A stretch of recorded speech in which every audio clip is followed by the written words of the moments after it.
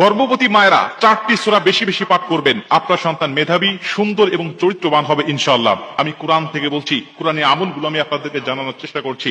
আমালুল কোরআনের মধ্যে বিভিন্ন কোরআনী আমলগুলো বর্ণনা করা রয়েছে।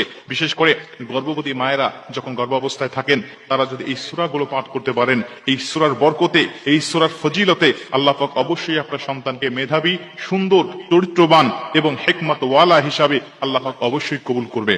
কারণ আল্লাহ পাক আমাদেরকে এই পবিত্র কোরআন বিভিন্ন ফজিলতের জন্যই আমাদের কাছে পাঠিয়েছেন। অতএব এই আমলগুলো আমি করব, করলেই অবশ্যই কোরআনের প্রতি ঈমানটা বেড়ে যায়।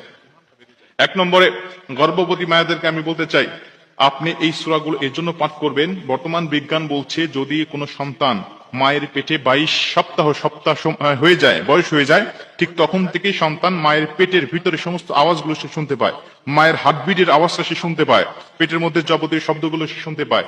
32 থেকে 35 সপ্তাহ যখন সময় হয়ে যায়, তখন এই সন্তান মায়ের কথা শুনতে পায়, বাহিরের কিছু কিছু আওয়াজ তার কর্ণগহ্বরে যায়। অতএব মা যখন পবিত্র কোরআন তেলাওয়াত করবে, তখন ওই সন্তানের কর্ণগহ্বরে মায়ের কোরআনের তেলাওয়াত যাবে। এই কোরআনের একটি প্রভাব মায়ের পেট থেকেই সন্তানের উপরে পড়বে। যেই সন্তান মায়ের পেট থেকে পবিত্র কোরআন শুনে শুনে অভ্যস্ত হয়েছে, এই সন্তান দুনিয়ার জমিনে আসার পরে অবশ্যই কোরআনের তেলাওয়াতই সে খুঁজবে। কোরআনের তেলাওয়াত তার ভালো লাগবে, কোরআন তেলাওয়াত শুনলে সে শান্ত হবে। অনেক সন্তান আছে আমাদের সমাজে, দেখা যায় খুব কান্নাকাটি করে, যদি তার সামনে একটু কোরআন তেলাওয়াত করা হয় যাবে। যেই সন্তান পবিত্র কোরআনের তেলাওয়াত শুনলে শান্তশিষ্ট হয়ে যায়, ওই মা অবশ্যই পবিত্র কোরআন তেলাওয়াত করেছে সন্তানকে পেটে রেখে। আর যেই সন্তান গান বাজনা শুনলে শান্ত হয়, বোঝা যায় ওই মা অবশ্যই গান বাজনা নিয়েই ব্যস্ত ছিল সন্তানকে পেটে দিয়ে। আর বিশেষ করে সূরা লুকমান 1 নম্বর বেশি বেশি তেলাওয়াত করবেন।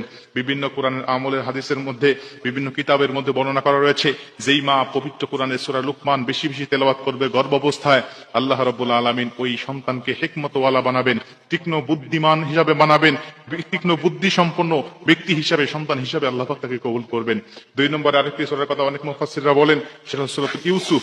যেই মা সূরা ইউসুফ বেশি বেশি তেলাওয়াত করবে, আল্লাহ রাব্বুল আলামিন ওই সন্তানকে সুন্দর চরিত্র, রুহানি এবং জিসমানি উভয় জগতেই, উভয় দিকেই আল্লাহ পাক তাকে সুন্দর হিসাবে, সুন্দর চরিত্রবান হিসাবে আল্লাহ পাক তাকে কবুল করবেন, তার চেহারা সুরতকে সুন্দর করে দিবেন অবশ্যই। 3 নম্বরে আরেকটি সূরার কথা বেশি বলা হয়, সেটা হলো সূরাতুল মুহাম্মদ। এই সূরা পাঠ করলে সন্তানকে আল্লাহ পাক সুন্দর চরিত্র অধিকার দিবেন। কারণ আমার আল্লাহ পাক আমার নবীকে সবচাইতে সুন্দর চরিত্র অধিকারী হিসাবে কবুল করেছিলেন। এর জন্য সূরা মুহাম্মদ বেশি বেশি তেলাওয়াত করার কথা বলা হয়। এবং আরেকটি সূরা সূরাতুল আল ইমরান, এই সূরার ফজিলত হিসাবে বলা হয় যে আল্লাহর দ্বীনের পথে আহ্বানকারী হিসাবে, দ্বীনের পথে আহ্বানকারী হিসাবে আল্লাহ পাক তাকে কবুল করবেন। এক কথা বলা যায় তাকে আল্লাহ পাক আলিম হিসাবে কবুল করতে পারেন। এজন্য এই 4টি সূরা বেশি বেশি পাঠ করবেন। আরেকটা সূরার কথা অনেক মুফাসসিররা বলেন, সেটা হলো সূরাতুল মারিয়াম। এই সূরা মারিয়াম পাঠ করলে সন্তান পরহেজগার হবে এবং গর্ভবতী মায়েরা সন্তান প্রসব করতে গিয়ে ব্যথা উপশম হবে এবং তার সুন্দর নরমাল ডেলিভারি হওয়ার সম্ভাবনা আছে। এজন্য এই আমলগুলো অবশ্যই আমরা করার চেষ্টা করবো ইনশাআল্লাহ।